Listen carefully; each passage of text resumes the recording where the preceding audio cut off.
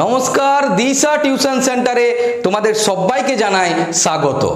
আজকের এই ভিডিওতে ক্লাস 9 অর্থাৎ নবম শ্রেণীর সেকেন্ড ইউনিট টেস্টের পরীক্ষার জন্য গণিতের সিলেবাস, কোশ্চেন প্যাটার্ন এবং গুরুত্বপূর্ণ অঙ্ক অর্থাৎ গণিতের পাটিগণিত, বীজগণিত, জ্যামিতি, স্থানাঙ্ক জ্যামিতি, পরিমিতি এবং রাশিবিজ্ঞানের প্রত্যেকটা অধ্যায় থেকে ডিটেলসে সাজেশনস নিয়ে আলোচনা করব। প্রতিটি স্কুলেই সম্ভবত জুলাইয়ের মাঝামাঝি অর্থাৎ জুলাইয়ের থার্ড উইক থেকে আগস্টের ফার্স্ট উইকের মধ্যেই এই সেকেন্ড সামেটিভ টেস্টের পরীক্ষাগুলো হবে। সেকেন্ড ইউনিট টেস্টের পরীক্ষার জন্য তোমাদের কাছে এখনো অনেকটাই সময় আছে। আমি বেশ কিছুদিন আগেই এই গণিতের সাজেশনসটা দিয়ে দিলাম। এর ফলে এই সাজেশনস ভিডিওতে যে সমস্ত অঙ্কগুলো আছে সেই অঙ্কগুলো প্র্যাকটিস করার জন্য তোমাদের কাছে অনেকটাই সময় থাকবে। এই অঙ্কগুলো যদি বাড়িতে ভালোভাবে তোমরা প্র্যাকটিস করে নাও তাহলে আমি নিশ্চিত তোমরা পরীক্ষায় খুব ভালো রেজাল্ট করতে পারবে, এমনকি পরীক্ষায় তোমরা ফুল মার্কসও পেয়ে যাবে। বাড়িতে মন দিয়ে পড়ার পাশাপাশি তোমরা অবশ্যই প্রত্যেকেই কিন্তু নিজেদের শরীরেরও খেয়াল রেখো। এই সময় গরম অনেকটাই বেশি, তাই অযথা একদমই রোদ্রে বেরোবে না। পর্যাপ্ত পরিমাণে পানীয় জল পান করতে থাকো। যদি জল তেষ্টা নাও পায় তা সত্ত্বেও কিন্তু বারে বারে জল পান করতেই থাকো। আজকের ভিডিওতে তোমাদের সেকেন্ড ইউনিট টেস্টের পরীক্ষার জন্য গণিতের সম্পূর্ণ সাজেশনস নিয়ে আলোচনা করব এবং চেষ্টা করব খুব তাড়াতাড়ি বাকি যে সাবজেক্টগুলো আছে অর্থাৎ জীবন বিজ্ঞান এবং ভৌত বিজ্ঞানের পরীক্ষার জন্য সেকেন্ড ইউনিট টেস্টের সাজেশনস ভিডিও নিয়ে আসার। গণিতের সাজেশনস প্রসঙ্গে তোমরা অবশ্যই একটা বিষয়ের খেয়াল রেখো, আমি এই সাজেশনসে যে সমস্ত অঙ্কগুলো দিচ্ছি তার একটাও অঙ্ক কিন্তু তোমরা মুখস্থ করতে যেও না। প্রত্যেকটা অঙ্ক বুঝে বুঝে প্র্যাকটিস করো, কারণ প্রত্যেকটা স্কুলেরই কোশ্চেন আলাদা আলাদা হয় এবং কোনো না কোনো স্কুলের কোশ্চেনে দেখবে আমি যে অঙ্কগুলো সাজেশনসে দিয়েছি সেই অঙ্কটাই আছে কিন্তু একটু ঘুরিয়ে দেওয়া আছে, তার ডেটাগুলো হয়তো চেঞ্জ আছে। তাই বুঝে বুঝে প্র্যাকটিস করা থাকলে যেমনই অঙ্ক থাকুক সেক্ষেত্রে তোমাদের অসুবিধে হবে না এবং অবশ্যই পরীক্ষার হলে তোমরা উপকৃত হবে। তাহলে এখন দেখে নেওয়া যাক তোমাদের সেকেন্ড ইউনিট টেস্টের পরীক্ষার জন্য গুরুত্বপূর্ণ অঙ্কগুলো, অর্থাৎ এই পরীক্ষাতে কোন কোন অঙ্ক, উপপাদ্য, সম্পাদ্য এবং এক্সট্রা উপপাদ্যগুলো আসার সম্ভাবনা সব থেকে বেশি। ক্লাস 9-এর সেকেন্ড ইউনিট টেস্টের যে পরীক্ষাগুলো হবে সেগুলো ফার্স্ট ইউনিট টেস্টের পরীক্ষার মতোই, অর্থাৎ এখানেও ফুল মার্কস থাকবে 40 এবং এই প্রত্যেকটা পরীক্ষায় তোমরা সময় পাবে 90 মিনিট অর্থাৎ 1 ঘন্টা 30 মিনিট। প্রথমেই দেখে নেব সেকেন্ড ইউনিট টেস্টের গণিতের সিলেবাস, অর্থাৎ এই পরীক্ষায় তোমাদের কোন কোন অধ্যায়গুলোর থেকে অঙ্ক থাকবে। এবারের পরীক্ষায় তোমাদের অধ্যায় 9 থেকে 16 এই 8টি অধ্যায় তো থাকছেই, এছাড়া এর আগের ইউনিট টেস্টের থেকেও 3টি অধ্যায় অর্থাৎ অধ্যায় 4, 5, 6 এই মোট 11টি অধ্যায় থেকেই কিন্তু সেকেন্ড সামেটিভ টেস্টের পরীক্ষায় অঙ্ক থাকবে। এই 11টি অধ্যায়ের মধ্যে অধ্যায় 4 স্থানাঙ্ক জ্যামিতি দূরত্ব নির্ণয়, এই অধ্যায়টা হচ্ছে স্থানাঙ্ক জ্যামিতির অধ্যায়। তারপর অধ্যায় 5 রৈখিক সহসমীকরণ, এটা হচ্ছে বীজগণিতের অধ্যায়। তারপর অধ্যায় 6, অধ্যায় 9, অধ্যায় 12, 13 এবং 14 এই 5টি অধ্যায় হচ্ছে জ্যামিতির অধ্যায়। অধ্যায় 10 লাভ ক্ষতি, এটা হচ্ছে পাটিগণিতের অধ্যায়। অধ্যায় 11 রাশিবিজ্ঞান, এটা হচ্ছে রাশিবিজ্ঞানেরই অধ্যায় এবং অধ্যায় 15 ও 16 এই দুটো হচ্ছে পরিমিতির অধ্যায়। তোমরা সবাই নিশ্চয়ই বুঝতে পেরেছো এই ইউনিট টেস্টের সিলেবাস, অর্থাৎ কোন কোন অধ্যায়গুলোর অঙ্ক তোমাদের ভালোভাবে প্র্যাকটিস করতে হবে। এরপর আমরা দেখে নেব সেকেন্ড ইউনিট টেস্টের পরীক্ষার নম্বর বিভাজন, অর্থাৎ কোন অধ্যায় থেকে কত মার্কসের কোশ্চেন থাকবে এবং কি রকমের কোশ্চেন থাকবে। প্রথমেই দেখে নেওয়া যাক পাটিগণিত থেকে কি রকমের কোশ্চেন থাকবে। এইবারের পরীক্ষায় তোমাদের পাটিগণিতের একটাই অধ্যায় আছে, সেটা হচ্ছে অধ্যায় 10 লাভ ও ক্ষতি। এই একটা অধ্যায় যদি তোমরা ভালোভাবে পড়ো তাহলে এখান থেকেই পেয়ে যাবে 6 মার্কস। পাটিগণিত থেকে একটা 1 মার্কসের প্রশ্ন, একটা 2 মার্কসের প্রশ্ন এবং একটা 3 মার্কসের প্রশ্ন, অর্থাৎ দীর্ঘ উত্তরধর্মী প্রশ্ন থাকবে। তারপর থাকছে বীজগণিত। বীজগণিত থেকেও এইবারের পরীক্ষায় একটাই অধ্যায় থাকবে, অধ্যায় 5, এবং এই অধ্যায় থেকে কোনো সংক্ষিপ্ত বা অতি সংক্ষিপ্ত প্রশ্ন থাকবে না, শুধুমাত্র একটা 3 মার্কসের প্রশ্ন থাকবে। সেই 3 মার্কসের প্রশ্নটা হচ্ছে একটা সমীকরণ দেওয়া থাকবে, তার সমাধান করতে হবে। এর আগের বারের পরীক্ষায় দেখেছো এই অধ্যায় 5-এ তোমাদের 4টি পদ্ধতিতে সমাধান করতে হয়, কিন্তু এইবারের পরীক্ষায় তোমাদের শুধুমাত্র অপনয়ন বা পরিবর্ত পদ্ধতিতেই কিন্তু সমাধানগুলো করতে হবে। তাই বাড়িতে অঙ্কগুলো প্র্যাকটিস করার সময় শুধুমাত্র এই অপনয়ন আর পরিবর্ত পদ্ধতিতেই কিন্তু প্র্যাকটিসগুলো করবে। তারপর দেখো জ্যামিতি। জ্যামিতির থেকে এবারের পরীক্ষায় অনেকটাই নম্বর থাকছে, নম্বরের মতো। জ্যামিতির থেকে থাকবে একটা অতি সংক্ষিপ্ত প্রশ্ন, অর্থাৎ 1 মার্কসের প্রশ্ন। এই 1 মার্কসের প্রশ্নটা থাকবে সামান্তরিকের ধর্ম অধ্যায় 6 থেকে। 2 মার্কসেরও একটা প্রশ্ন থাকবে, সেটা থাকবে অধ্যায় 9 অথবা অধ্যায় 12, এই দুটো অধ্যায়ের মধ্যে যে কোনো একটা থেকে। এবং তারপর থাকছে দীর্ঘ উত্তরধর্মী প্রশ্ন। প্রথমেই থাকবে দুটো উপপাদ্য, যে কোনো একটা করতে হবে 4 মার্কস। তারপর থাকবে উপপাদ্যের প্রয়োগ, এখান থেকে পেয়ে যাবে 3 মার্কস। এবং তারপর থাকছে সম্পাদ্য। তারপর থাকছে স্থানাঙ্ক জ্যামিতি অর্থাৎ অধ্যায় 4, এখান থেকে কোনো দীর্ঘ উত্তরধর্মী প্রশ্ন থাকবে না, একটা থাকবে সংক্ষিপ্ত প্রশ্ন এবং একটা থাকবে অতি সংক্ষিপ্ত প্রশ্ন। তারপর পরিমিতি, পরিমিতির এইবার তোমাদের দুটো অধ্যায় থাকছে। পরিমিতির থেকে প্রথমেই থাকবে অতি সংক্ষিপ্ত প্রশ্ন, সেই অতি সংক্ষিপ্ত প্রশ্নটা থাকবে অধ্যায় 15 থেকে। তারপর থাকবে সংক্ষিপ্ত প্রশ্ন অর্থাৎ 2 মার্কসের প্রশ্ন, সেটা থাকবে অধ্যায় 16 বৃত্তের পরিধি থেকে। এবং তারপর থাকবে 3 মার্কসের প্রশ্ন, 3 মার্কসের দুটো প্রশ্ন থাকবে, এখান থেকে পেয়ে যাবে 6 মার্কস। দুটো অধ্যায় থেকেই একটা একটা করে 3 মার্কসের প্রশ্ন করতে হবে। এবং সর্বশেষ থাকছে রাশি বিজ্ঞান অর্থাৎ অধ্যায় 11, এখান থেকে অতি সংক্ষিপ্ত প্রশ্ন থাকবে না, একটা সংক্ষিপ্ত প্রশ্ন এবং একটা দীর্ঘ উত্তর ভিত্তিক প্রশ্ন থাকবে। তোমরা সবাই নিশ্চয়ই বুঝতে পেরেছো সেকেন্ড ইউনিট টেস্টের অঙ্কের কোশ্চেন প্যাটার্ন যদি জানা থাকে তাহলে পরীক্ষায় নম্বর পাওয়াটা অনেক সুবিধে হয়, কারণ তুমি সেক্ষেত্রে বুঝতে পারছো কোন অধ্যায় থেকে কতটুকু অংশ পড়তে হবে, কোন অধ্যায় থেকে কি রকমের প্রশ্ন থাকতে পারে। তাহলে যে অধ্যায় থেকে যে রকমের অঙ্ক থাকবে তোমরা সেই অধ্যায় থেকে সেই রকমের অঙ্কগুলোই প্র্যাকটিস করো। কোশ্চেন প্যাটার্ন এবং সিলেবাস আমাদের আলোচনা হয়ে গেল। এরপর আমরা আলোচনা করব এই প্রত্যেকটা অধ্যায় থেকেই গুরুত্বপূর্ণ সংক্ষিপ্ত, অতি সংক্ষিপ্ত এবং দীর্ঘ উত্তরধর্মী প্রশ্ন। তোমরা এখন খাতা পেন রেডি করে নাও এবং পাশে অবশ্যই তোমাদের এই গণিত বইটাও রেখে নাও। আমি যে সমস্ত গুরুত্বপূর্ণ প্রশ্নগুলো বলছি সেগুলো তোমরা বইয়ের মধ্যেও মার্ক করতে পারো অথবা খাতার মধ্যেও লিখে নিতে পারো। এই 11টি অধ্যায়ের মধ্যে আমি প্রথম 3টি অধ্যায় অর্থাৎ অধ্যায় 4, 5, 6 এই 3টি অধ্যায় নিয়ে এই ভিডিওতে আর আলোচনা করছি না, কারণ এর আগের বার অর্থাৎ ফার্স্ট ইউনিট টেস্টের যখন আমি তোমাদের সাজেশনস দিয়েছিলাম সেখানে এই 3টি অধ্যায় নিয়ে ডিটেলসে আলোচনা করেছি। তোমাদের মধ্য থেকে যারা আগের সাজেশনস ভিডিওটা দেখেছো তাদের নিশ্চয়ই এই অঙ্কগুলো মার্ক করা আছে। যারা দেখোনি তাদের জন্য বলছি, আমি এই ভিডিওর ডেসক্রিপশন বক্সে লিংক দিয়ে দেবো, তোমরা সেখান থেকে ভিডিওটা দেখে নিও। আরেকটা বিষয় মাথার মধ্যে রাখবে, যখন তোমরা এর আগের সাজেশনস ভিডিওতে এই অধ্যায় 3টি দেখবে সেখানে অবশ্যই প্রত্যেকটা অঙ্ক দাগ দিও না, যে অধ্যায় থেকে যে রকমের অঙ্ক থাকবে সেইগুলোই দাগ দিয়ে নাও এবং সেই অঙ্কগুলোই প্র্যাকটিস করতে থাকো। জ্যামিতির অধ্যায়গুলো নিয়ে আমরা একদম ভিডিওর শেষে আলোচনা করব।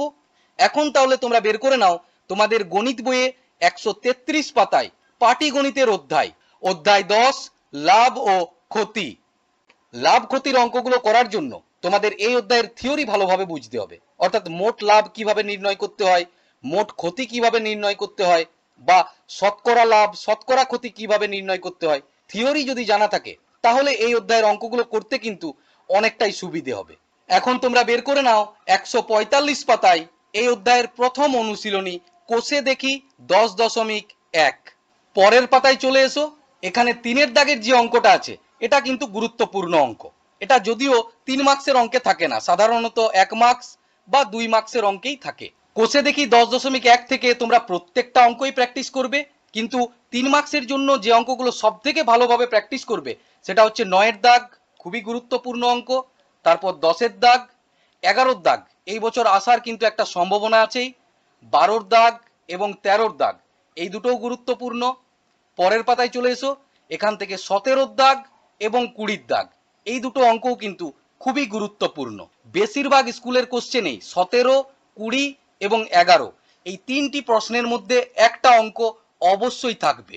আমি আবারও বলবো, প্রত্যেকটা অধ্যায় থেকেই তোমরা সাজেশনসের বাইরেও প্রত্যেকটা অঙ্কই কিন্তু দেখে রাখবে, কিন্তু যেগুলো মার্ক করে দিচ্ছি এগুলো অবশ্যই গুরুত্বপূর্ণ। এছাড়া তোমরা এখান থেকে 5-এর দাগ এবং 14-র দাগ এই দুটো অঙ্কে একটু চোখ বুলিয়ে নিও। পরীক্ষাতে অনেক সময়ই এই অনুশীলনীর থেকে অঙ্ক না দিয়ে উদাহরণের থেকেও কিন্তু অঙ্ক থাকতে পারে, তাই আমি কিছুগুলো তোমাদের উদাহরণের অঙ্কও বলে দিচ্ছি, এই অঙ্কগুলোও ভালোভাবে প্র্যাকটিস করবে। এখন তোমরা বের করে নাও এই অধ্যায়ের 138 পাতা, এই পাতার নিচের দিকে অর্থাৎ 7-এর দাগে একটা অঙ্ক আছে, এটা কিন্তু বেশ গুরুত্বপূর্ণ অঙ্ক, 2 মার্কসের কোশ্চেনে অনেক সময়ই থাকে। পরের পাতায় এসো, এখান থেকে তোমরা 2 মার্কসের জন্য 8-এর দাগের অঙ্ক একটু দেখে রেখো। তারপর চলে এসো 140 পাতা, এখান থেকে 3 মার্কসের অঙ্ক, এটা 10-এর দাগ, এটাও একটু দেখে রাখবে। এবং 141 পাতার 11-র দাগ ও 12-র দাগ এই দুটো অঙ্ক এই বছর আসার একটা সম্ভাবনা আছেই। এই দুটো অঙ্ক ভালোভাবে প্র্যাকটিস করবে। এখানে দেখো প্রত্যেকটা অঙ্কই করে দেওয়া আছে, এখান থেকে দেখে দেখে করার চেষ্টা করো। যদি অসুবিধে হয় অবশ্যই তোমরা কমেন্টে জানিও। এরপর 142 পাতার থেকে তোমরা 14 দাগের অঙ্ক একটু দেখে রাখবে। তারপর চলে এসো 144 পাতা, এই পাতার ওপরের দিকে এই 17 দাগের অঙ্কটাও কিন্তু বেশ গুরুত্বপূর্ণ অঙ্ক, ভালোভাবে প্র্যাকটিস করবে। এবং এরপর চলে এসো 145 পাতায়, এখান থেকে তোমরা 20 দাগের এই সমতুল্য ছাড়ের অঙ্কটা দেখে রাখবে। এটাও 2 মার্কসের কোশ্চেনে থাকতে পারে। এই যে অঙ্কগুলো বললাম এগুলো হচ্ছে 2 ও 3 মার্কসের অঙ্ক। এছাড়া এখান থেকে 1 মার্কসের জন্য তোমরা প্র্যাকটিস করবে 135 পাতায় চলে এসো, এখান থেকে উদাহরণের 1.5 এবং 1.6, এদের মধ্যে 1.5 এর অঙ্কটা বেশ গুরুত্বপূর্ণ। কোষে দেখি 10 আমাদের আলোচনা হয়ে গেল। এরপর আমরা আলোচনা করব এই অধ্যায়ের পরবর্তী অনুশীলনী কোষে দেখি 10.2। এই অনুশীলনীর থেকে পরীক্ষায় তোমাদের 3 মার্কসের কোনো অঙ্কই থাকে না, তাই আমরা সেই অঙ্কগুলো আলোচনা করছি না। চলে এসো 150 পাতায়, এখান থেকে দেখে নেব গুরুত্বপূর্ণ 1 ও 2 মার্কসের প্রশ্ন। তোমরা তো জানোই প্রত্যেকটা স্কুলেরই এই ইউনিট টেস্টের কোশ্চেন আলাদা আলাদা হয়, তাই অতি সংক্ষিপ্ত প্রশ্নের সাজেশনস দেওয়া খুবই মুশকিল। এর জন্য আমি তোমাদেরকে বলবো 4 দাগ এবং 5 দাগের এই প্রত্যেকটা অঙ্কই করে নিও। এছাড়া 1 ও 2 মার্কসের জন্য এর আগেও আমি কিছুগুলো অঙ্ক দিয়েছি, এর সঙ্গে সঙ্গে সেই অঙ্কগুলোও প্র্যাকটিস করে নিও। এই ইউনিট টেস্টের জন্য পাটিগণিত থেকে তোমাদের এই একটাই অধ্যায় থাকছে এবং এই অধ্যায় থেকে আমরা সমস্ত রকম প্রশ্ন নিয়েই আলোচনা করলাম। এরপর আমরা আলোচনা করব পরবর্তী টপিক অর্থাৎ রাশি বিজ্ঞান। তোমরা বের করে নাও 151 পাতায় অধ্যায় 11। অধ্যায় 11 থেকে পরীক্ষায় 1 মার্কসের কোনো প্রশ্নই থাকে না, তাই এই অধ্যায় থেকে তোমরা সংক্ষিপ্ত এবং দীর্ঘ উত্তরধর্মী প্রশ্নগুলো ভালোভাবে প্র্যাকটিস করবে। রাশি বিজ্ঞান হচ্ছে খুব সহজ একটা অধ্যায়, কিন্তু এই অধ্যায় করতে গেলে এই অধ্যায় সংক্রান্ত যে সমস্ত থিওরিগুলো আছে সেইগুলো ভালোভাবে বুঝতে হবে। সেইগুলো না জানা থাকলে কিন্তু এই অধ্যায়ের কোনো অঙ্কই করতে পারবে না। যেমন তোমাদের জানতে হবে শ্রেণী বহির্ভূত পদ্ধতি কি, শ্রেণী অন্তর্ভুক্ত পদ্ধতি কি, শ্রেণী সীমা ও শ্রেণী সীমানা কি, কিভাবে কোনো শ্রেণী সীমাকে শ্রেণী সীমানায় নিয়ে যেতে হবে। থিওরিগুলো যদি তুমি ঠিকঠাক ভাবে জানো তাহলে এই অধ্যায়ের প্রত্যেকটা অঙ্কই সহজ মনে হবে। এবং আরেকটা বিষয় মাথার মধ্যে রাখবে, এই অধ্যায়ের অঙ্কগুলো একটু বুঝে বুঝে প্র্যাকটিস করবে, কারণ পরীক্ষার সময় হতেই পারে এখানে যে ডেটাগুলো আছে সেটা আলাদা দেওয়া থাকলো। তুমি যদি অঙ্কটা জানো কিভাবে করতে হবে তাহলে কিন্তু অসুবিধে হবে না। অধ্যায় 11-র দুটো অনুশীলনী আছে এবং পরীক্ষায় সাধারণত পরের যে অনুশীলনীটা আছে অর্থাৎ কোষে দেখি 11.2 সেখান থেকেই দুটো প্রশ্ন দেওয়া থাকে। আবার কোনো কোনো সময় এরকমও থাকতে পারে যে দুটো অনুশীলনীর থেকেই দুটো অঙ্ক দেওয়া থাকে। তাই যাদের ক্ষেত্রে অঙ্কে একটু অসুবিধে আছে তারা কিন্তু পরের যে অনুশীলনী যেটা আছে অর্থাৎ কোষে দেখি 11.2 সেইটা ভালোভাবে প্র্যাকটিস করবেই। আর বাকিদেরকে বলবো তোমরা অবশ্যই প্রত্যেকটা অঙ্কই দেখবে, তার মধ্য থেকে সাজেশনসে যেগুলো দিচ্ছি সেগুলো অবশ্যই মন দিয়ে প্র্যাকটিস করবে। বের করে নাও 161 পাতায় কোষে দেখি 11.1। এই বছরের জন্য কোষে দেখি 11.1 থেকে 3 মার্কসের জন্য সব থেকে গুরুত্বপূর্ণ অঙ্ক হচ্ছে এই 5 দাগ। একটা ছক দেওয়া আছে, সেটাকে বৃহত্তর সূচক ক্রমযৌগিক পরিসংখ্যা বিভাজনে নিয়ে যেতে হবে। 5 দাগের এই অঙ্কটা ভালোভাবে প্র্যাকটিস করার পাশাপাশি তোমরা এখান থেকে 3 মার্কসের জন্য 2 দাগও একটু দেখে রেখো। এরপর আমরা দেখে নেব এখান থেকে গুরুত্বপূর্ণ 2 মার্কসের প্রশ্ন। 2 মার্কসের জন্য তোমরা এখান থেকে দেখে রাখবে 9 এ, বি, সি এবং ডি। এছাড়া অনেক সময় এই 1 মার্কসের প্রশ্নগুলোও 2 মার্কসে থাকতে পারে, তাই 8 4 এবং 8 5 এই দুটোও একটু প্র্যাকটিস করে নিও। এরপর আমরা আলোচনা করব এই অধ্যায়ের পরবর্তী অনুশীলনী অর্থাৎ 171 পাতায় কোষে দেখি 11.2। কোষে দেখি 11.2 এর অঙ্কগুলো হচ্ছে একটা পরিসংখ্যা বিভাজন তালিকা দেওয়া থাকবে, সেটাকে হয় পরিসংখ্যা বহুভুজে অঙ্কন করতে হবে অথবা তার আয়তলেখ অঙ্কন করতে হবে। আয়তলেখ এবং পরিসংখ্যা বহুভুজ কিভাবে অঙ্কন করতে হবে? আয়তলেখ অঙ্কন করার জন্য আমাদের দুটো জিনিস প্রয়োজন, একটা হচ্ছে শ্রেণী সীমানা এবং পরিসংখ্যা। এই শ্রেণী সীমানাটা থাকবে এক্স অক্ষ বরাবর এবং পরিসংখ্যাটা থাকবে ওয়াই অক্ষ বরাবর। আর পরিসংখ্যা বহুভুজ অঙ্কন করার জন্য প্রয়োজন শ্রেণী মধ্যমান এবং পরিসংখ্যা। এবং পরিসংখ্যা বহুভুজ অঙ্কন করার জন্য আরেকটা বিষয়ের খেয়াল রাখতে হবে, যে শ্রেণীটা দিয়ে শুরু হয়েছে সেই শ্রেণীর ঠিক আগের একটা শ্রেণী অন্তর নিতে হবে যার পরিসংখ্যা হবে 0, এবং যেখানে এই শ্রেণীটা শেষ হয়েছে ঠিক একই স্কেলে তার পরের একটা শ্রেণী নিতে হবে যারও পরিসংখ্যা হবে 0। আয়তলেখ এবং পরিসংখ্যা বহুভুজ অঙ্কন একদমই সহজ। 1-2 অঙ্ক যদি ভালোভাবে প্র্যাকটিস করে নাও, যেমনই কোশ্চেন থাক পরীক্ষায় তোমরা অবশ্যই সেই অঙ্কগুলোও করতে পারবে। এখন দেখে নাও পরীক্ষার জন্য কোন কোন অঙ্কগুলো প্র্যাকটিস করবে, অর্থাৎ কোন কোন অঙ্কগুলো আসার সম্ভাবনা সব থেকে বেশি। আয়তলেখ অঙ্কনের জন্য তোমরা প্র্যাকটিস করবে 4-এর দাগ এবং 6-এর দাগ, এই দুটো সব থেকে গুরুত্বপূর্ণ। এছাড়া যদি তোমাদের মনে হয় 2-এর দাগ দেখে রাখতে পারো। আর পরিসংখ্যা বহুভুজের জন্য তোমরা প্র্যাকটিস করবে 10-এর দাগ এবং 12-র দাগ। এই অঙ্কটা হচ্ছে 12-র দাগ, বইয়ে যখন মার্ক করবে অবশ্যই ঠিকঠাক ভাবে মার্ক করে নিও। অধ্যায় 11 রাশি বিজ্ঞান নিয়েও আমাদের সমস্ত রকম গুরুত্বপূর্ণ প্রশ্ন নিয়ে আলোচনা হয়ে গেল। এরপর যে অধ্যায়গুলো আছে সেইগুলো হচ্ছে জ্যামিতির অধ্যায়। আমি তো বললামই জ্যামিতির অধ্যায় একদম শেষে আলোচনা করব। এখন তোমরা বের করে নাও 202 পাতায় পরিমিতির অধ্যায়, অর্থাৎ অধ্যায় 15 ত্রিভুজ ও চতুর্ভুজের পরিসীমা ও ক্ষেত্রফল। পরিমিতির অঙ্ক করার সব থেকে সহজ নিয়মই হচ্ছে এই অধ্যায় সংক্রান্ত যে সমস্ত সূত্রগুলো আছে তার প্রত্যেকটাই কিন্তু মনে রাখতে হবে। বিভিন্ন ত্রিভুজ বা চতুর্ভুজ যেগুলো আছে তাদের পরিসীমা নির্ণয়ের সূত্র, তাদের ক্ষেত্রফল নির্ণয়ের সূত্র, বা বিভিন্ন চতুর্ভুজের কর্ণ নির্ণয়ের সূত্র, সূত্রগুলো মনে রাখার পাশাপাশি তোমরা অবশ্যই এই অধ্যায় থেকে যে অনুশীলনীর অঙ্ক আছে সেইগুলো এবং উদাহরণের অঙ্কগুলোও কিন্তু প্র্যাকটিস করবে। উদাহরণের থেকে যে অঙ্কগুলো অবশ্যই প্র্যাকটিস করতে হবে সেই অঙ্কগুলো তোমরা দাগ দিয়ে নাও। প্রথমেই চলে এসো 210 পাতায়।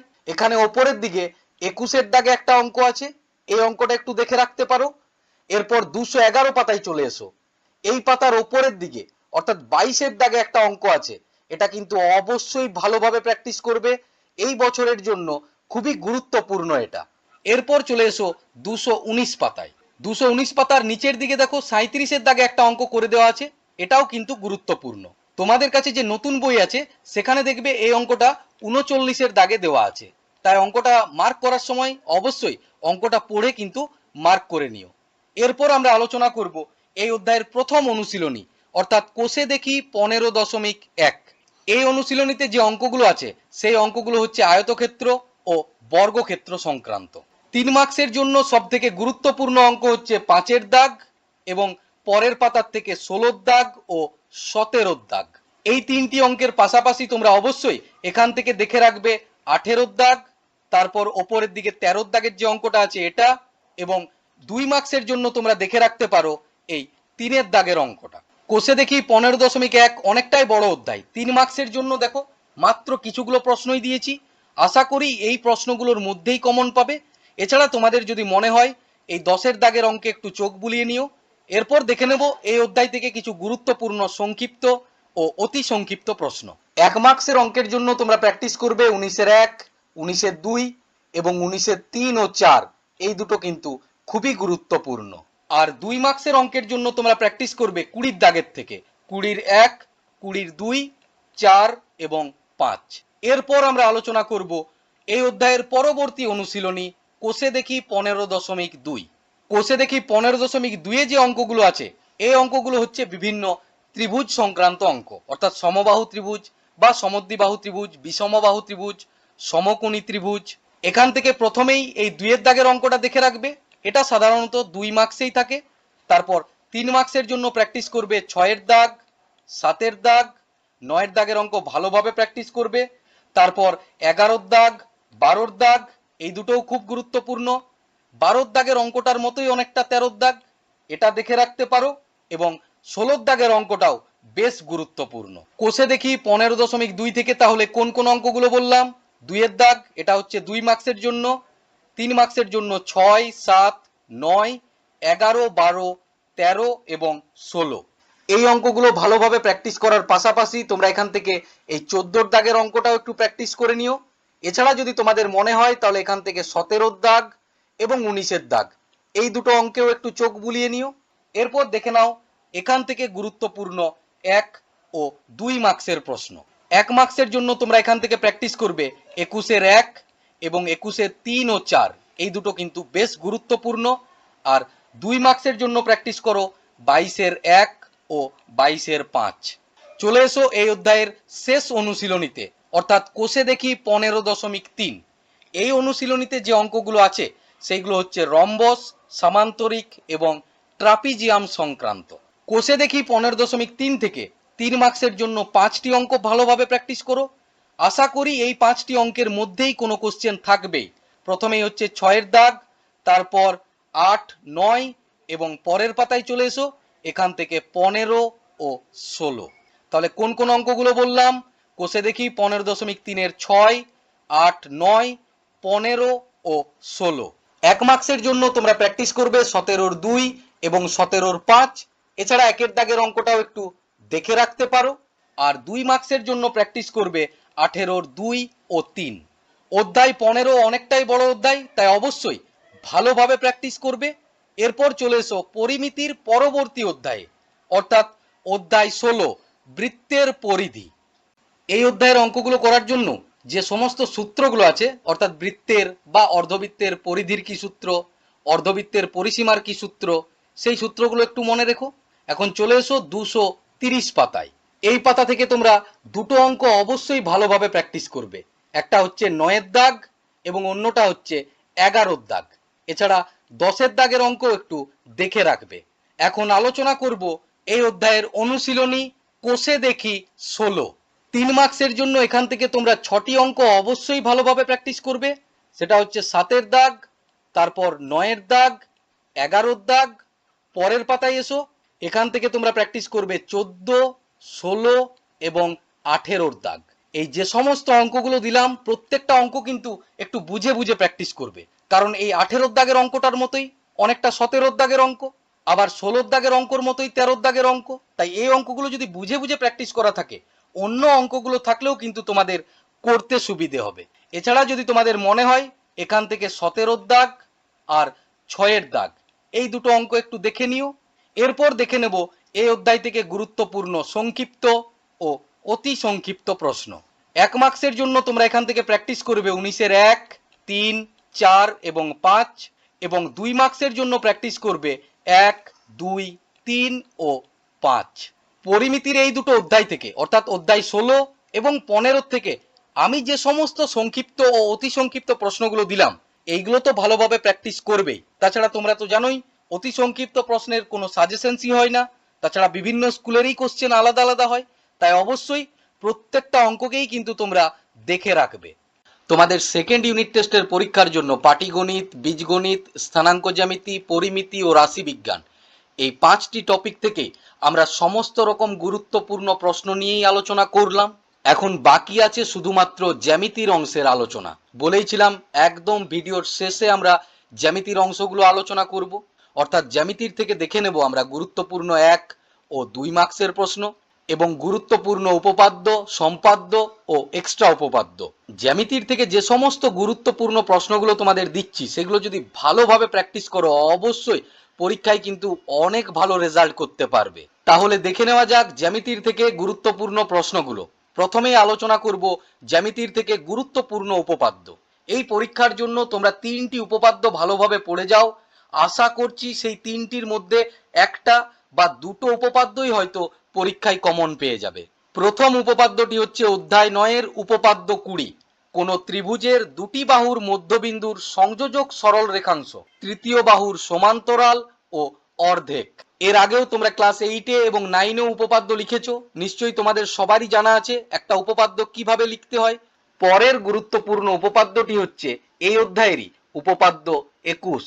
কোন ত্রিভুজের যে কোনো একটি বাহুর মধ্যবিন্দু দিয়ে অঙ্কিত দ্বিতীয় একটা বাহুর সমান্তরাল সরল রেখাংশ তৃতীয় বাহুকে সমদ্বিখণ্ডিত করবে এবং ত্রিভুজের বাহুগুলির দ্বারা সমান্তরাল সরল রেখাংশের খণ্ডিতাংশ দ্বিতীয় বাহুর অর্ধেক হবে। সেকেন্ড সামেটিভ টেস্টের পরীক্ষার জন্য তারপরের গুরুত্বপূর্ণ উপপাদ্যটি হচ্ছে অধ্যায় 12 থেকে উপপাদ্য 23। যুক্তি দিয়ে প্রমাণ করি যে সকল সামান্তরিক একই ভূমি ও একই সমান্তরাল যুগলের মধ্যে অবস্থিত তাদের ক্ষেত্রফল সমান। তাহলে সেকেন্ড ইউনিট টেস্টের পরীক্ষার জন্য তোমরা এই 3টি উপপাদ্য, অর্থাৎ উপপাদ্য 20, উপপাদ্য 21 এবং উপপাদ্য 23, এই 3টি ভালোভাবে পড়ার পাশাপাশি তোমরা একটু দেখে রাখবে উপপাদ্য 24 ও উপপাদ্য 26। যে সমস্ত উপপাদ্যগুলো আমি দিলাম, এই একটা উপপাদ্য কিন্তু তোমরা মুখস্থ করতে যেও না। উপপাদ্যগুলো 2বার 3বার ভালোভাবে বুঝে বুঝে পড়ে নাও, তারপর প্রয়োজন হলে 1বার 2বার দেখেই লিখো, তারপর দেখবে না দেখেই তোমরা লিখতে পারছো। এরপর দেখে নেব জ্যামিতির পরবর্তী টপিক, অর্থাৎ সম্পাদ্য।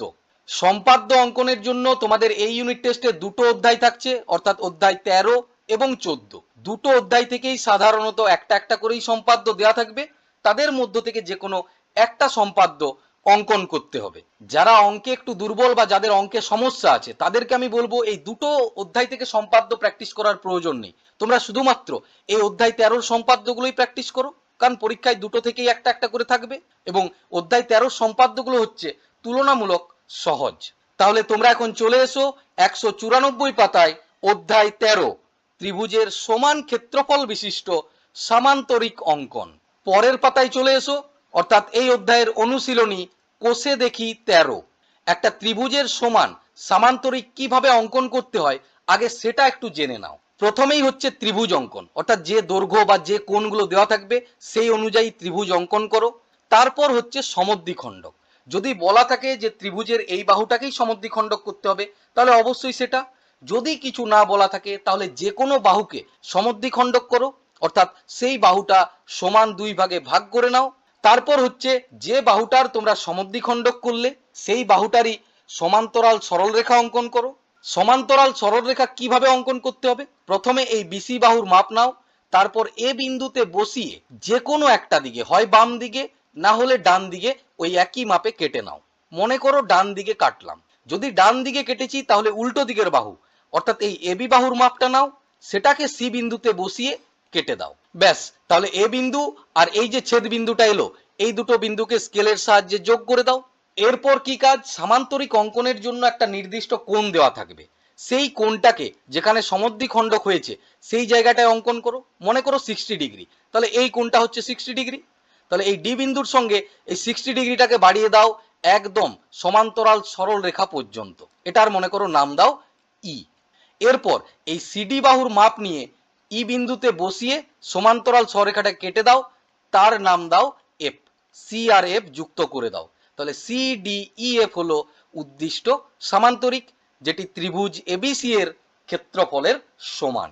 বোঝা গিয়েছে নিশ্চয়ই কি বললাম।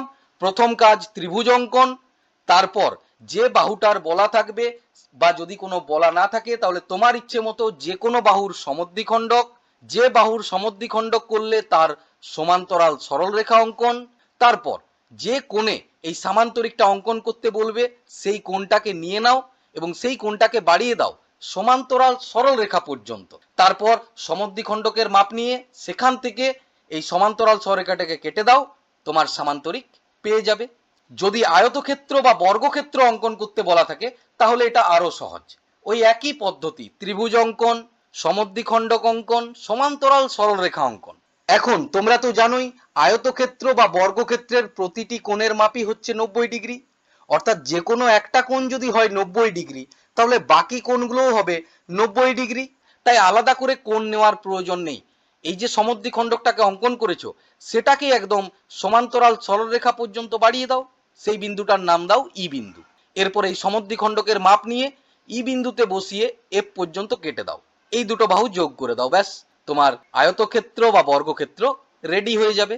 সবাই বুঝতে পেরেছো নিশ্চয়ই, খুবই সহজ এগুলো। যদি তোমাদের বোঝার অসুবিধে থাকে কমেন্টে জানাও, তাহলে এই অধ্যায় নিয়ে আমি একটা ডিটেলস ভিডিও নিয়ে আসব যেখানে প্রত্যেকটা অংশ আমি হাতে কলমে তোমাদের দেখিয়ে দেব। এখন দেখে নেওয়া যাক কোন কোন সম্পাদ্যগুলো তোমাদের ভালোভাবে প্র্যাকটিস করতে হবে। আমি এখানে যে সমস্ত সম্পাদ্যগুলো দিচ্ছি সেগুলো সব থেকে গুরুত্বপূর্ণ সম্পাদ্য, কিন্তু এই প্রত্যেকটা সম্পাদ্য তোমরা একটু বুঝে বুঝে প্র্যাকটিস করবে, কারণ পরীক্ষার সময় হয়তো এই সম্পাদ্যটাই থাকলো কিন্তু এই ডেটাগুলো আলাদা থাকলো। তাই তোমার যদি জানা থাকে কিভাবে সম্পাদ্যটা অঙ্কন করতে হবে তাহলে পরীক্ষায় এর বাইরে যদি কোনো সম্পাদ্য দেয়া থাকে তাহলেও কিন্তু তোমাদের অসুবিধে হবে না। এখান থেকে তোমরা তিনটি সম্পাদ্য অবশ্যই ভালোভাবে প্র্যাকটিস করবে। একটা হচ্ছে 2-এর দাগ, তারপর 4-এর দাগ এবং 5-এর দাগ। তাহলে কোষে দেখি 13 2 4 ও 5 এই তিনটি হচ্ছে এই বছরের পরীক্ষার জন্য সব থেকে বেশি গুরুত্বপূর্ণ। এছাড়া যদি তোমাদের মনে হয় এই 6-এর দাগের অঙ্কে একটু দেখে রাখতে পারো। এরপর আমরা আলোচনা করব সম্পাদ্যরই পরবর্তী অনুশীলনী, অর্থাৎ অধ্যায় 14 চতুর্ভুজের সমান ক্ষেত্রফল বিশিষ্ট ত্রিভুজ অঙ্কন। চলে এসো এই অধ্যায়ের অনুশীলনীতে, অর্থাৎ কোষে দেখি 14। এখান থেকে 4টি সম্পাদ্য তোমরা অবশ্যই ভালোভাবে প্র্যাকটিস করবে।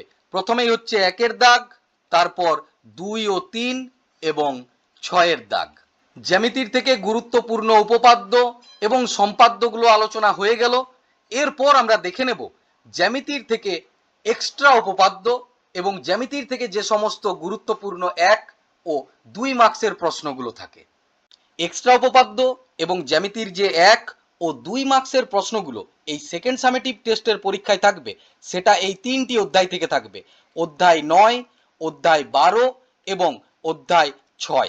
অধ্যায় 6 নিয়ে এর আগের অর্থাৎ ফার্স্ট ইউনিট টেস্টের সাজেশনসই আলোচনা করেছি, তাই এখানে আর অধ্যায় 6 নিয়ে আলোচনা করছি না। তোমরা এর আগের সাজেশনস ভিডিও থেকেই দেখে নেবে অধ্যায় 6 থেকে কোন কোন এক্সট্রা উপপাদ্য এবং 1 ও 2 মার্কসের অঙ্কগুলো প্র্যাকটিস করতে হবে। তাহলে এখন দেখে নেওয়া যাক অধ্যায় 9 এবং অধ্যায় 12 থেকে গুরুত্বপূর্ণ এক্সট্রা উপপাদ্য এবং 1 ও 2 মার্কসের অঙ্কগুলো। এই দুটো অধ্যায় তোমরা যদি ভালোভাবে লক্ষ্য করো তাহলে দেখতে পাবে প্রচুর এক্সট্রা উপপাদ্য আছে।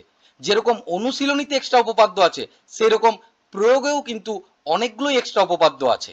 এই এতগুলো এক্সট্রা উপপাদ্য অর্থাৎ উপপাদ্যের প্রয়োগের মধ্যে যেগুলো সব থেকে বেশি গুরুত্বপূর্ণ, আমি সেইগুলোই শুধুমাত্র তোমাদেরকে বলে দিচ্ছি। কিন্তু একটা বিষয়ের অবশ্যই তোমরা খেয়াল রেখো, যেহেতু প্রত্যেকটা স্কুলেরই কোশ্চেন আলাদা আলাদা হয়, তাই অবশ্যই আমার দেওয়া এই এক্সট্রা উপপাদ্যগুলোর বাইরেও তোমাদের স্কুলে যে এক্সট্রা উপপাদ্যগুলো করানো হবে সেগুলো কিন্তু তোমরা অবশ্যই ভালোভাবে পড়ে যাবে। প্রথমেই দেখে নেব অধ্যায় 9 থেকে গুরুত্বপূর্ণ এক্সট্রা উপপাদ্যগুলো। বের করে নাও 125 পাতা। এইখান থেকে খুব গুরুত্বপূর্ণ এক্সট্রা উপপাদ্য হচ্ছে প্রয়োগ 3। জাকির একটা সমবাহু ত্রিভুজ এবিসি এঁকেছে। এবি, বিসি ও সিএ বাহু তিনটির মধ্যবিন্দু তিনটি যথাক্রমে পি, কিউ ও আর। প্রমাণ করি যে পি, কিউ আরও একটা সমবাহু ত্রিভুজ। তারপরের যে উপপাদ্য আছে অর্থাৎ প্রয়োগ 4, চতুর্ভুজের বাহুগুলির মধ্যবিন্দু যুক্ত করলে একটা সামান্তরিক পাবো। এটাও কিন্তু খুবই গুরুত্বপূর্ণ। পরের পাতায় চলে এসো অর্থাৎ 126 পাতায়। এখান থেকে গুরুত্বপূর্ণ হচ্ছে প্রয়োগ 5। এরপর 128 পাতার থেকে তোমরা দেখে রাখবে প্রয়োগ 7 এবং প্রয়োগ 8ও বেশ গুরুত্বপূর্ণ। ত্রিভুজ এবিসি এর এডি মধ্যমার মধ্যবিন্দু ই এবং বর্ধিত বিই এসি বাহুকে এফ বিন্দুতে ছেদ করেছে। প্রমাণ করি এএফ ইকুয়ালস টু 1/3 এসি। অধ্যায় 9 থেকে উদাহরণের এই 5টি এক্সট্রা উপপাদ্যের পাশাপাশি অনুশীলনীর থেকেও কিছুগুলো প্র্যাকটিস করতে হবে। বের করে নাও 131 পাতায় কোষে দেখি 9। এইখান থেকে তোমরা দুটো উপপাদ্য অবশ্যই ভালোভাবে প্র্যাকটিস করবে, 11 দাগ এবং 12 দাগ। এর মধ্যে 11 দাগ বেশ গুরুত্বপূর্ণ। তাহলে অধ্যায় 9 থেকে কোন কোনগুলো বললাম একবার মিলিয়ে নাও। প্রথমেই 125 পাতার প্রয়োগ 3 ও প্রয়োগ 4, তারপর 126 পাতার প্রয়োগ 5, 128 পাতার প্রয়োগ 7 ও প্রয়োগ 8 এবং কোষে দেখি 9 থেকে 11 ও 12 দাগ। এর সঙ্গে আমরা দেখে নেব এই অধ্যায় থেকে যে গুরুত্বপূর্ণ 1 বা 2 মার্কসের প্রশ্নগুলো থাকতে পারে। পরের পাতায় অর্থাৎ 132 পাতায় এসো। এখান থেকে 1 মার্কসের জন্য তোমরা দেখে রাখবে 15 প্রত্যেকটাই। তার মধ্য থেকেও যে অঙ্কগুলো আসার সম্ভাবনা সব থেকে বেশি সেটা হচ্ছে 15-র 1, 15-র 2, 15-র 3 ও 15-র 5-এর দাগ। আর 2 মার্কসের জন্য তোমরা 16-র প্রত্যেকটাই প্র্যাকটিস করতে পারো। তার মধ্য থেকে গুরুত্বপূর্ণ হচ্ছে 16-র 2 ও 16-র 4।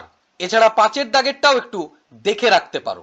অধ্যায় 9 থেকে গুরুত্বপূর্ণ এক্সট্রা উপপাদ্য এবং 1 ও 2 মার্কসের অঙ্কগুলো আলোচনা হয়ে গেল। এরপর আলোচনা করব জ্যামিতির পরবর্তী অধ্যায়। চলে এসো 174 পাতায় অধ্যায় 12 ক্ষেত্রফল সংক্রান্ত উপপাদ্য। এই অধ্যায় থেকেও আমরা প্রথমে দেখে নেব গুরুত্বপূর্ণ উপপাদ্যের প্রয়োগ অর্থাৎ এক্সট্রা উপপাদ্য। চলে এসো 181 পাতায়। এখান থেকে দেখে রাখবে প্রয়োগ 3, তারপর চলে এসো 184 পাতা। এখান থেকে দেখে রাখবে প্রয়োগ 5 এবং পরের পাতার থেকে তোমরা দেখে রাখবে প্রয়োগ 6। এরপর তোমরা বের করে নাও 188 পাতা। এইখান থেকে এই বছরের জন্য প্রয়োগ 8 খুব গুরুত্বপূর্ণ একটা উপপাদ্য। ত্রিভুজ এবিসি এর এডি মধ্যমার উপর পি যে কোনো একটা বিন্দু। প্রমাণ করি যে ত্রিভুজ এপিবি সমান ত্রিভুজ এসিপি। এটা অবশ্যই ভালোভাবে প্র্যাকটিস করবে, খুব গুরুত্বপূর্ণ উপপাদ্য এবং দেখো খুব ছোট্ট একটা উপপাদ্য। একবার দুবার যদি ভালোভাবে দেখে নাও তাহলেই এই উপপাদ্যটা পরীক্ষাতে এলে সহজেই করতে পারবে। এখন চলে এসো 189 পাতায়। এই পাতার থেকে তোমরা দুটো উপপাদ্য দেখে রাখবে, অর্থাৎ এক্সট্রা উপপাদ্য। এই দুটোও খুব গুরুত্বপূর্ণ। একটা হচ্ছে প্রয়োগ 11 এবং প্রয়োগ 12। এছাড়া যদি তোমাদের মনে হয় তাহলে উদাহরণের থেকে এই প্রয়োগ 9 একটু দেখে রাখতে পারো। এরপর দেখে নেব অনুশীলনীর থেকে কোন কোন এক্সট্রা উপপাদ্যগুলো প্র্যাকটিস করতে হবে। 192 পাতায় কোষে দেখি 12 বের করে নাও। এই বছরের সেকেন্ড সামেটিভ টেস্টের পরীক্ষার জন্য কোষে দেখি 12 থেকে দুটো এক্সট্রা উপপাদ্য তোমরা অবশ্যই ভালোভাবে প্র্যাকটিস করবে। সেটা হচ্ছে 3-এর দাগ এবং 14-র দাগ। দুটোই গুরুত্বপূর্ণ। এদের মধ্যে 14-র দাগ সব থেকে বেশি গুরুত্বপূর্ণ। তাহলে অধ্যায় 12 থেকে কোন কোন উপপাদ্যগুলো বললাম একবার মিলিয়ে নাও। প্রথমেই 181 পাতার থেকে প্রয়োগ 3, তারপর 184 পাতার থেকে প্রয়োগ 5, 185 পাতার থেকে প্রয়োগ 6, এরপর 188 পাতার প্রয়োগ 8 খুবই গুরুত্বপূর্ণ এবং সেই পাতারই প্রয়োগ 9 দেখে রাখতে পারো। আর 189 পাতার থেকে প্রয়োগ 11 ও 12 এই দুটোও খুব গুরুত্বপূর্ণ। আর অনুশীলনী অর্থাৎ কোষে দেখি 12 থেকে 3 ও 14-র দাগ। আমার দেওয়া এই এক্সট্রা উপপাদ্যগুলোর পাশাপাশি তোমাদের স্কুলে যেগুলো করানো হবে অবশ্যই ভালোভাবে প্র্যাকটিস করবে। এরপর চলে এসো পরের পাতায়, অর্থাৎ 193 পাতা। এখান থেকে দেখে নেব গুরুত্বপূর্ণ 1 ও 2 মার্কসের জ্যামিতিক অঙ্কগুলো। 1 মার্কসের জন্য তোমরা এখান থেকে 21-এর প্রত্যেকটাই দেখে রাখতে পারো। তার মধ্য থেকেও 21-এর 3 ও 21-এর 5 এই দুটো সব থেকে বেশি গুরুত্বপূর্ণ। এছাড়া 1-এর দাগও দেখে রাখতে পারো। আর 2 মার্কসের জন্য তোমরা 22-এর প্রত্যেকটাই প্র্যাকটিস করতে পারো, কিন্তু 22-এর 2 ও 22-এর 3 এই দুটো সব থেকে বেশি গুরুত্বপূর্ণ। এই ছিল তোমাদের ক্লাস 9-এর সেকেন্ড ইউনিট টেস্টের পরীক্ষার জন্য গুরুত্বপূর্ণ অঙ্কগুলো। আজকের এই ভিডিওতে যে সমস্ত অঙ্ক, উপপাদ্য, সম্পাদ্য এবং এক্সট্রা উপপাদ্যগুলো নিয়ে আলোচনা করলাম, এই প্রত্যেকটা বাড়িতে ভালোভাবে মন দিয়ে প্র্যাকটিস করতে থাকো। যদি কোনো অঙ্ক করার ক্ষেত্রে বা বোঝার ক্ষেত্রে তোমাদের অসুবিধে হয় অবশ্যই এখানে কমেন্ট বক্সে কমেন্ট করো, অথবা এই যে নিচে নাম্বারটা দেওয়া আছে এই নাম্বারে তোমরা হোয়াটসঅ্যাপ করতে পারো। মনে রাখবে এই নাম্বারে শুধুমাত্র তোমরা হোয়াটসঅ্যাপই করবে। তাছাড়া তোমরা তো জানোই প্রত্যেকটা স্কুলেরই এই ইউনিট টেস্টের কোশ্চেন আলাদা আলাদা হয়, তাই অবশ্যই আমার দেওয়া এই সাজেশনসের বাইরে তোমাদের স্কুলে যে সমস্ত অঙ্কগুলো, উপপাদ্য, সম্পাদ্য এবং এক্সট্রা উপপাদ্যগুলো করানো হবে তোমরা সেইগুলোও কিন্তু বাড়িতে মন দিয়ে প্র্যাকটিস করে নিও। সেকেন্ড ইউনিট টেস্টের পরীক্ষার জন্য ভৌতবিজ্ঞান এবং জীবনবিজ্ঞানেরও সাজেশনস ভিডিও খুব তাড়াতাড়ি দেওয়া হবে। কোনো সাজেশনস ভিডিও যাতে তোমাদের মিস না হয়ে যায়, আপলোড হওয়ার সাথে সাথেই তোমার কাছে পৌঁছে যায়, এর জন্য তোমরা চাইলে চ্যানেলটিকে সাবস্ক্রাইব করে নিও এবং পাশে থাকা বেল আইকনে ক্লিক করে অল নোটিফিকেশন অন করে দিও। ভিডিও ভালো লাগলে তোমরা অবশ্যই ভিডিওতে একটা লাইক করে দিও এবং এই সাজেশনস ভিডিওগুলো তোমার বন্ধুদের সঙ্গেও শেয়ার করতে কিন্তু একদমই ভুলবে না।